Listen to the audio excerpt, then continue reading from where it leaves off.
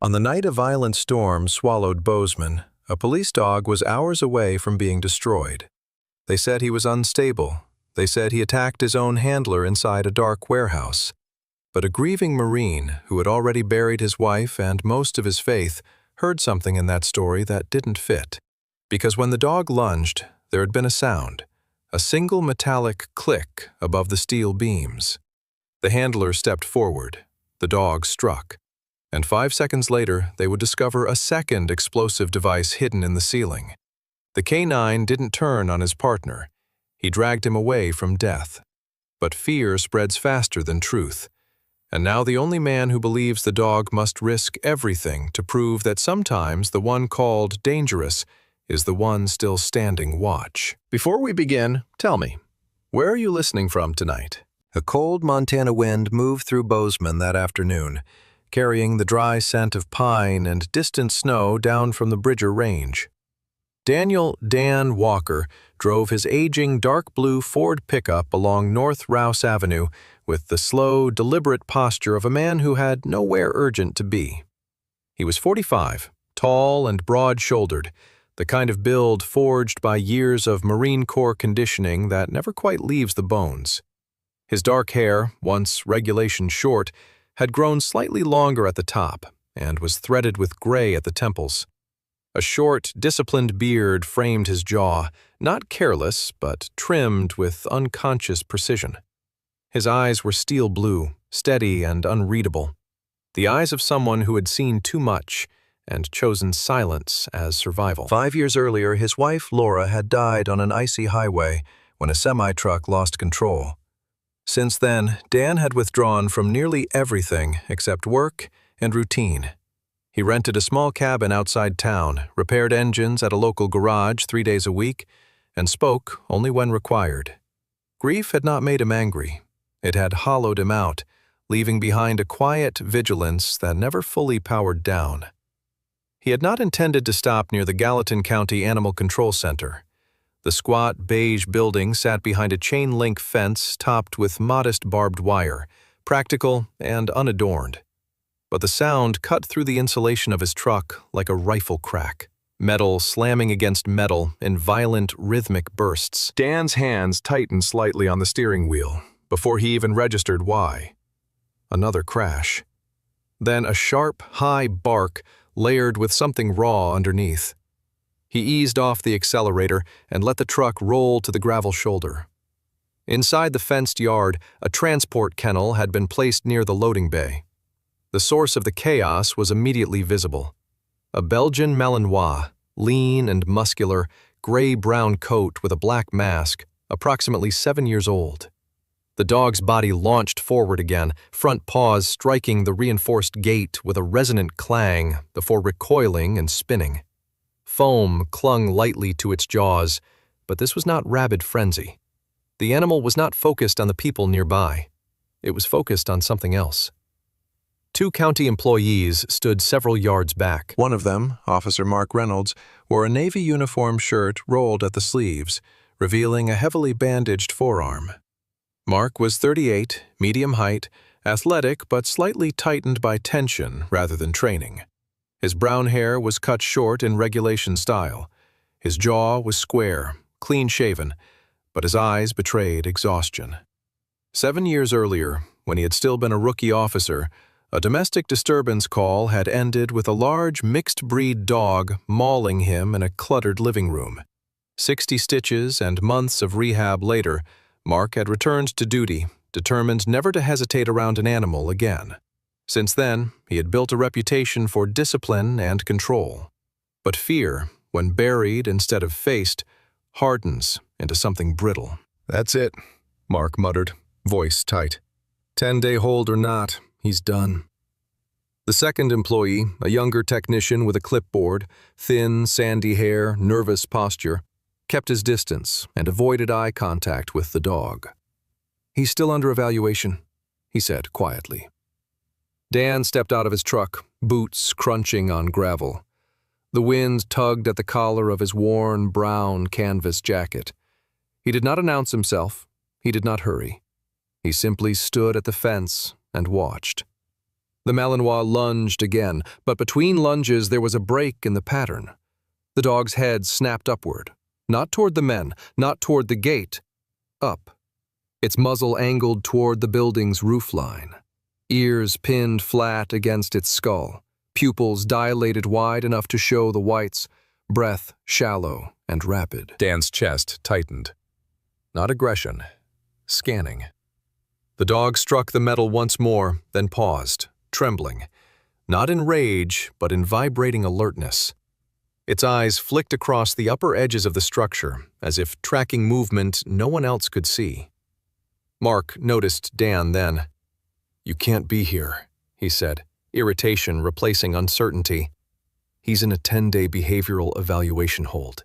He bit a handler during a warehouse entry. He's unstable." Dan's gaze never left the dog. "He bite you?" Mark stiffened. "He turned on me."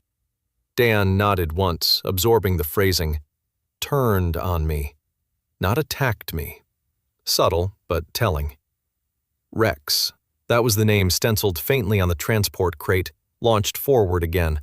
But when Dan shifted a step closer to the fence, something changed. The dog's body froze mid-motion. Its claws scraped metal, but did not strike. Its head tilted slightly. Their eyes met. Silence fell between crashes. Dan could feel the old reflexes waking inside him, instincts he had trained not to revisit. Afghanistan. Heat shimmering over mud brick walls. His canine partner, a black and tan shepherd named Atlas, once stopping dead in a courtyard, refusing to move forward, staring at a rooftop no one else had noticed. Minutes later, a hidden shooter had revealed himself. Atlas had saved 3 Marines that day. The Malinois in front of him was not posturing, it was bracing. Its ears remained pinned back, not forward in dominance. Its body weight was distributed for explosive movement, but not toward the humans. Its gaze kept returning to the roofline. Dan stepped closer to the fence, lowering his voice without thinking. "He's not attacking." Mark scoffed. "You don't know that." Dan's voice was quiet, steady, almost distant. "He's tracking something above." Rex's breathing slowed, just slightly. The violent slamming stopped altogether.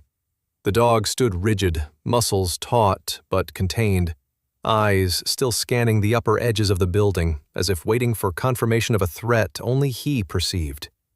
Dan felt the air shift around him, not in the yard, but inside his own mind. A memory rising like smoke from a sealed room. Same posture, same ears, same upward scan, same second before everything changed. He exhaled, barely audible. "I've seen that before."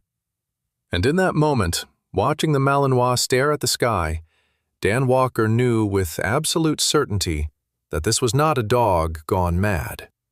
This was a soldier searching the high ground. The wind had died by morning, leaving Bozeman wrapped in a thin, brittle sunlight that made every shadow look sharper than it was.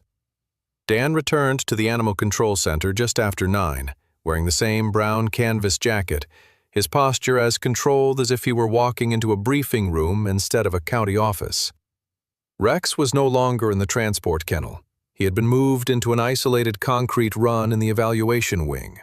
The dog stood at the back of the enclosure, body taut but no longer slamming against steel.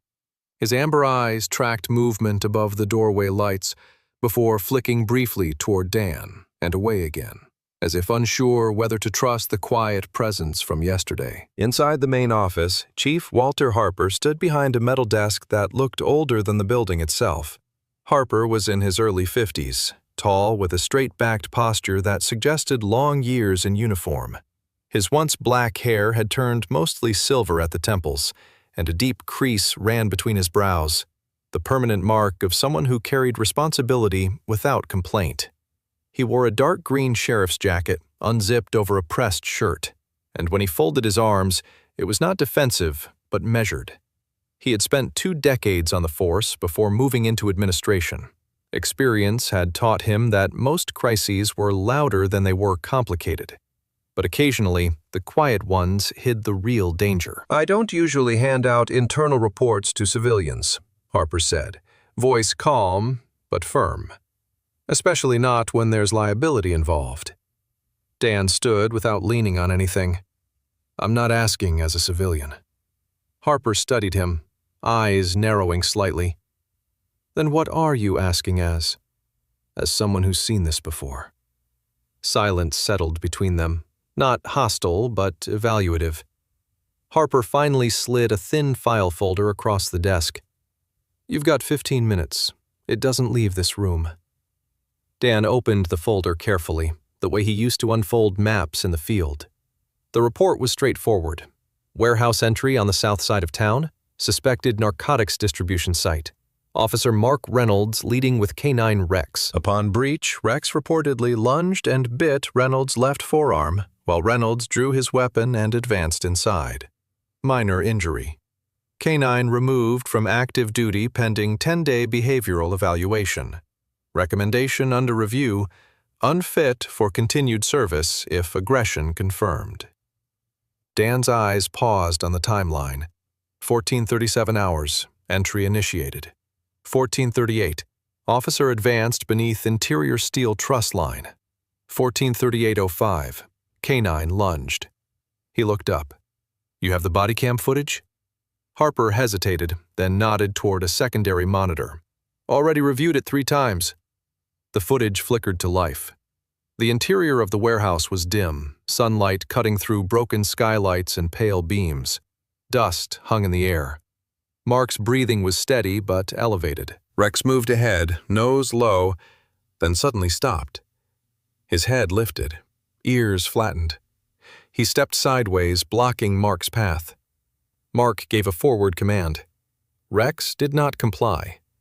Instead, in one explosive motion, he lunged backward into Mark's torso, jaws catching sleeve and forearm as he shoved the officer off balance. Dan leaned closer to the screen. Pause it. Harper did. Zoom the upper right. The camera grain blurred, but the angle showed something else. The steel crossbeams overhead, partially shadowed. Dan's jaw tightened. Run it again. The clip played forward.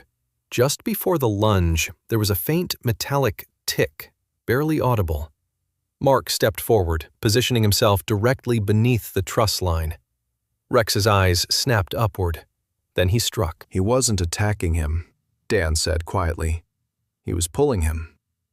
Harper's expression shifted, not yet convinced but no longer dismissive. EOD swept that building.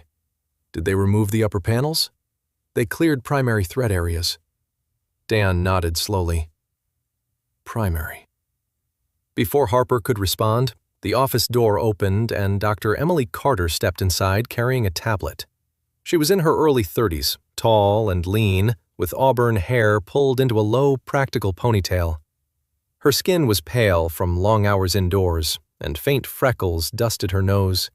She wore navy scrubs beneath a light gray fleece jacket embroidered with the county seal. There was a quiet steadiness about her, the kind that comes from tending injured animals without losing softness. I heard you're reviewing the report, she said, voice measured but curious. Harper gestured toward Dan. He thinks the dog was responding to something above. Emily's eyes flicked toward the paused frame.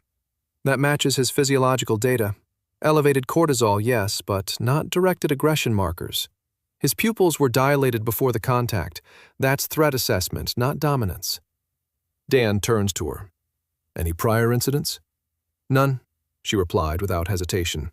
Rex has 4 years of clean handler interaction. He assisted a federal counterterrorism unit twice. Detected explosive residue in 2021 during a joint task force operation. Never failed a handler command until this event. Harper exhaled slowly. Even if that's true, we can't assume something's still there. We don't assume, Dan said. We verify. The chief's gaze moved from Dan to Emily and back. Responsibility weighed visibly across his shoulders.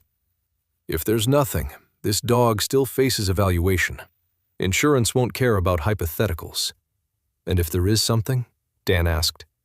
Harper held his stare for several seconds before reaching for his phone. I'll request a secondary inspection of the upper truss line. Limited scope. Liability coverage demands due diligence. By late afternoon, a two-man technical team arrived with portable lift equipment. The younger of the two, a stocky technician with a shaved head and grease-stained gloves, maneuvered the lift beneath the crossbeams while his partner steadied the base. Dust rained down as panels were removed. Dan stood outside the taped perimeter with Harper and Emily. Mark remained near his cruiser, arms crossed, jaw rigid. He did not look at Rex, who watched from behind reinforced fencing across the yard, posture alert but contained. The technician's voice crackled over a handheld radio. "Chief, you're going to want to see this." They raised the platform higher. Wedged between two steel braces, partially concealed in insulation foam, was a compact secondary triggering device wired to a pressure-sensitive receiver. It had not detonated because the primary mechanism below had been neutralized, but had Mark stepped forward another 2 strides, the second device might have armed. Silence spread outward like a shockwave. Mark's face drained of color. His breathing became shallow. He looked toward Rex, then quickly away. Harper's voice was low, controlled. "Secure it. Full containment protocol." Dan did not speak. He did not need to. The answer stood suspended above them in twisted wire and cold steel. Rex had not turned on his handler. He had intercepted him. By the following afternoon, the discovery of the secondary device had circulated quietly through internal channels, but the official tone remained cautious, almost sterile. No press release mentioned Rex. No commendation was issued. Instead, the county scheduled a formal behavioral review to determine whether the Belgian Malinois would remain serviceable or be removed from duty under liability guidelines. Facts, in government language, rarely erased fear. Mark Reynolds stood alone near the training yard behind the station, hands braced on the hood of his cruiser, staring at nothing in particular. He had removed the bandage from his forearm, revealing a clean semicircle of healing punctures. They were not deep, they were not savage, they were controlled. Mark was not a weak man. At 38, his frame remained solid, built from years of patrol work and defensive tactics training. His shoulders were broad, his movements economical. But the confidence he once carried like armor had thinned since the incident. The memory of another dog, years ago, still flickered behind his eyes, the blur of teeth, the metallic taste of blood, the humiliation of losing control in front of senior officers. He had sworn never to hesitate again. When Rex lunged, that vow cracked open old wounds he had never fully acknowledged. Dan found him there. He did not approach abruptly. He stopped several feet away, giving space. "You look like a man trying to argue with himself," Dan said quietly. Mark let out a humorless breath. "You ever train something for years and then have it turn on you?" Dan's jaw tightened slightly. "Yeah." Mark glanced at him. "You think I'm wrong." "I think you're scared," Dan replied, not unkindly. The word hung between them. Mark's fingers flexed against the hood. "He bit me." "He redirected you," Dan said. "Different thing." Mark's eyes hardened. "You weren't there." "No," Dan agreed, "but the footage was." Later that day, the county convened a preliminary review in a small municipal conference room. The air smelled faintly of burnt coffee and copier toner. At the far end of the table sat Councilwoman Judith Myers, a woman in her mid-40s with sharp cheekbones, tightly pulled blonde hair, and a gaze trained by years of public hearings. She was not cruel, merely pragmatic. Insurance claims and lawsuits weighed more heavily on her mind than hero narratives. Beside her sat Deputy County Attorney Paul Kessler, a thin man with wire-rimmed glasses and a meticulous habit of aligning papers before speaking. His tone, when he addressed the room, was precise and devoid of warmth. "The discovery of the secondary device is noted," Kessler said, fingers steepled. "However, the issue remains whether the canine displayed uncontrollable aggression toward its handler." Emily Carter sat near the end of the table, hands folded, posture upright.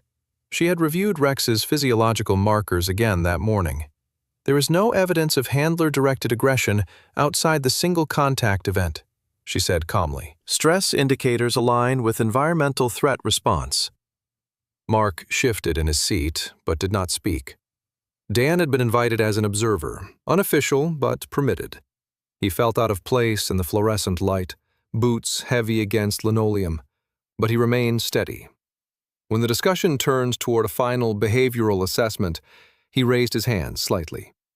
If you're evaluating response under stress, you need to test the dog under controlled conditions. Myers studied him. And you are? Daniel Walker, former Marine, combat tracker, assisted military working dog units overseas. Kessler adjusted his glasses. You are not currently a certified civilian handler? No, Dan replied evenly. But I know how to read a dog trained for threat detection.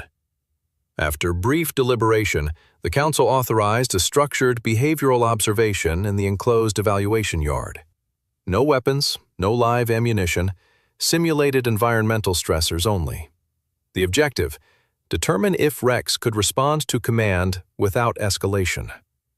The yard was concrete on 3 sides, chain link on the 4th.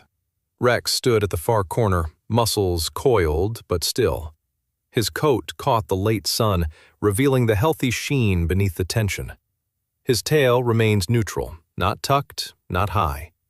His gaze moved upward once, then returned to the human shapes before him. Dan entered alone, instructed to maintain distance. He stopped approximately 10 feet from the kennel gate and sat on the concrete without leaning back. His movements were deliberate, slow enough not to trigger chase reflex. He did not make direct eye contact. Instead, he lowered his gaze to the ground just beside Rex's front paws. His breathing deepened into a controlled rhythm. "Bleib," he said softly. The German command hung in the air. Rex's ears twitched. His body remained tense. Dan waited. Seconds stretched. No one in the yard moved. Mark watched from beyond the fence, arms folded tightly across his chest, jaw clenched. "Here," Dan said, voice unchanged. Rex took one step forward, then another. Not explosive, not frantic, measured. His eyes flicked once toward the sky, then returned to Dan. His breathing slowed incrementally. Dan did not reach for him. He did not smile. He simply remained steady. Mark swallowed hard. A metal panel was dropped outside the yard as part of the stress simulation. The sharp clang echoed. Rex's body flinched, muscles tightening, but he did not lunge. His head lifted toward the sound source, then shifted upward briefly before returning to Dan. "Sit," Dan said quietly.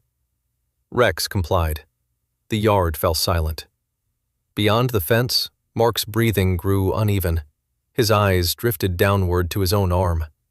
Memory overlaid present moment, the lunge, the shock, the old fear igniting. He stepped forward without realizing it. When the evaluation concluded, Mark lingered while others dispersed. The sun had dipped low, casting long shadows across the concrete. Dan remained seated on the ground, Rex now lying a few feet away, watchful but calm. Mark approached slowly. His voice, when he spoke, lacked its usual edge. "When he hit me," he said, staring somewhere beyond Dan's shoulder, "I heard something." Dan waited. A click. Mark's jaw tightened, like metal shifting. I told myself it was debris.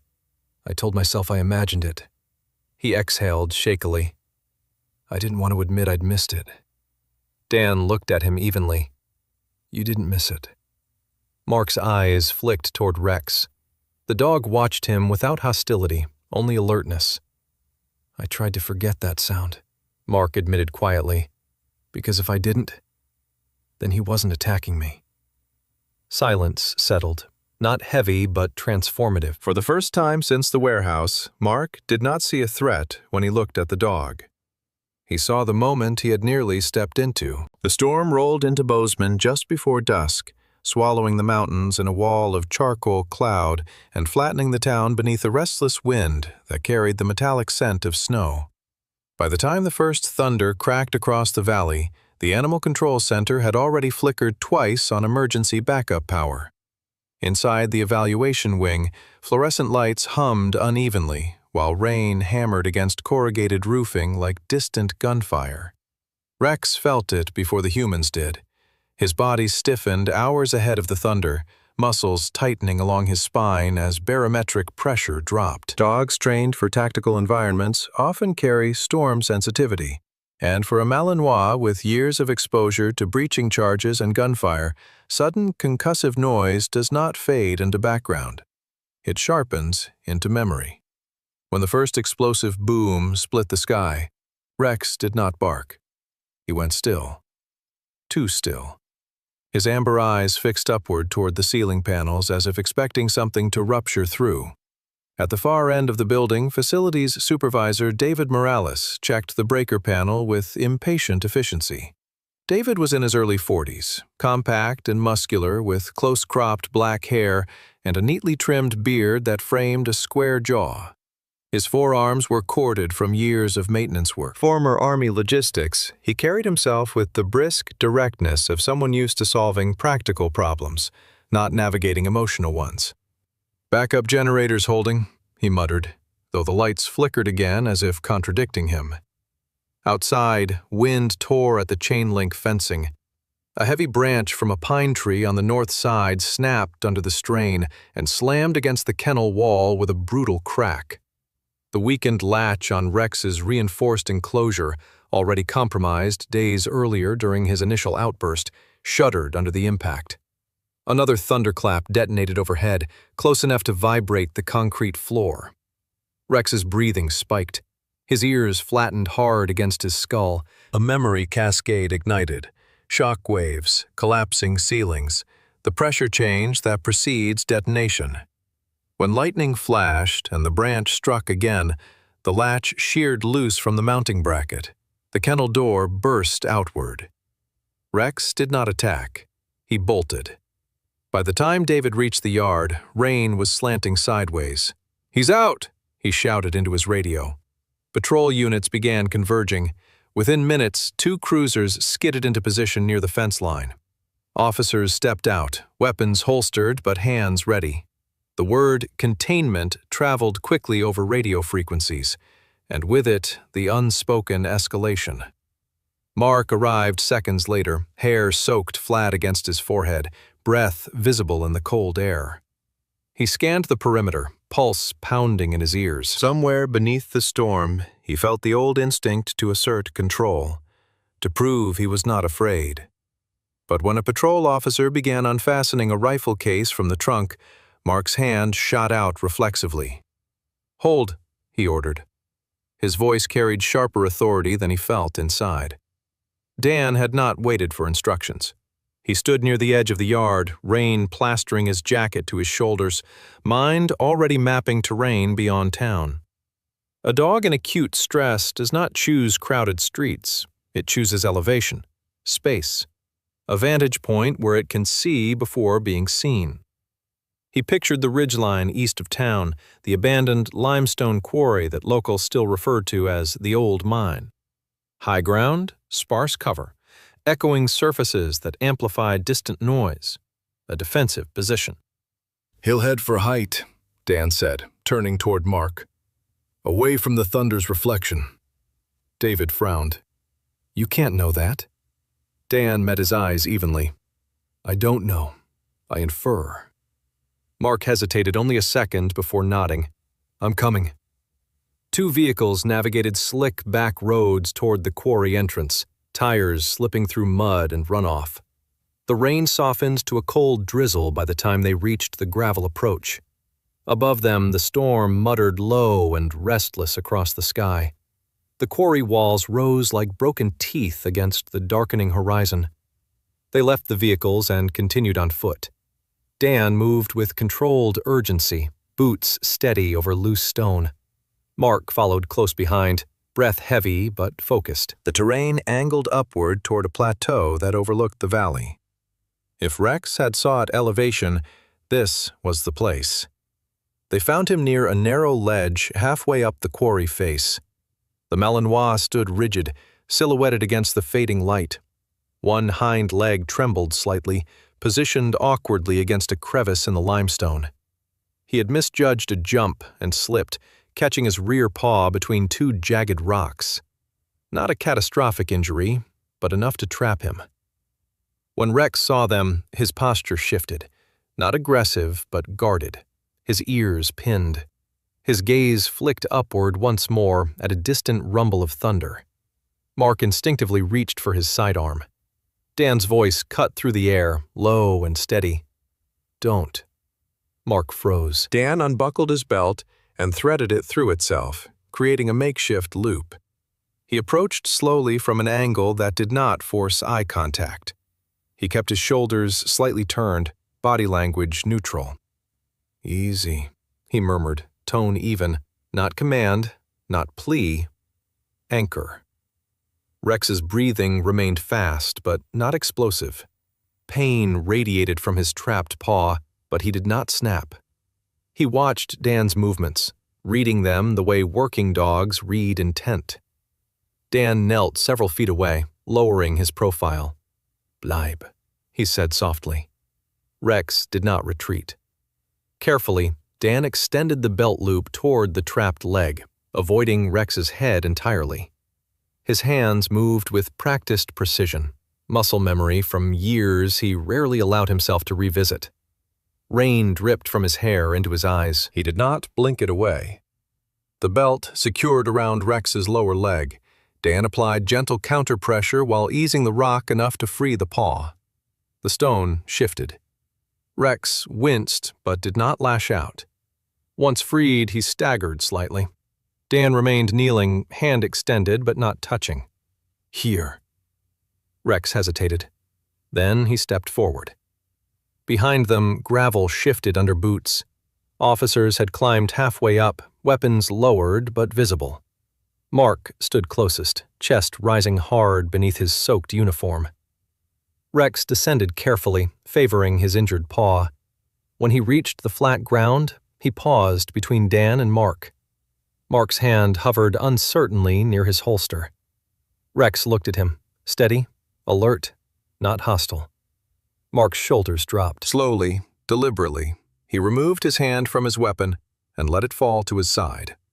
"He chose you," Mark said quietly, voice stripped of resistance. Dan did not respond. He didn't need to. Rex stepped closer to him and waited. The storm had scrubbed the sky clean by morning, leaving Montana washed in a pale, fragile blue that made the mountains look closer than they were. Rex lay on a stainless steel examination table inside the animal control clinic, muscles still tense but no longer trembling. His rear paw was wrapped in a clean compression bandage, the white gauze stark against the deep sable of his coat. The injury, as Dr. Emily Carter confirmed after radiographs, was a mild ligament strain, painful but not catastrophic. No fracture, no torn tendon. Rest and limited movement for several weeks. Emily moved with the careful efficiency of someone who had learned that animals borrow their courage from human steadiness. She adjusted the bandage with precise fingers, auburn hair falling loose from her ponytail where the storm had pulled it free the night before. "He'll heal," she said softly. "Physically, at least." Dan stood nearby, arms folded loosely, posture less guarded than it had been days earlier. He had slept little, but fatigue did not show easily on him. Years of field conditioning had trained him to function through exhaustion. He watched Rex, not as a rescuer claiming ownership, but as a handler assessing recovery. When the dog lifted his head slightly at the sound of a closing cabinet drawer, Dan's gaze followed instinctively to the upper corner of the room before returning to the animal. The reflex was mirrored now, human and dog calibrated to the same unseen axis. 3 days later, the county reconvened for the final evaluation. The conference room felt less adversarial than before, though the stakes remained significant. Councilwoman Judith Myers maintained her composed expression, pen aligned perfectly beside her legal pad. Deputy County Attorney Paul Kessler adjusted his glasses and cleared his throat before outlining the procedural amendment. Under revised liability guidelines, he began, voice measured. A canine deemed manageable under a certified veteran handler may be transferred from active police duty rather than euthanized, provided documentation meets federal and county standards. Mark sat 2 seats down from Dan. He had shaved that morning, jaw clean but expression subdued. The sharp edges of his earlier resistance had softened into something quieter. Reflection, perhaps. He did not avoid Rex's name anymore when it was spoken. Dan slid a thin binder across the table. Inside were copies of his service record, Marine Corps Combat Tracker certification, documented field operations, and a supplemental training course completed in partnership with military working dog assistant handlers during his final deployment. The inked signatures and embossed seals carried weight beyond personal testimony. Harper, seated at the end of the table, examined the paperwork carefully before nodding once. The practical test was held in the enclosed yard under controlled conditions. Rex wore a secure muzzle, not because aggression was expected, but because procedure demanded visible precaution. The bandage on his rear paw had been replaced with a lighter brace. His gait showed mild stiffness, but his posture remained alert.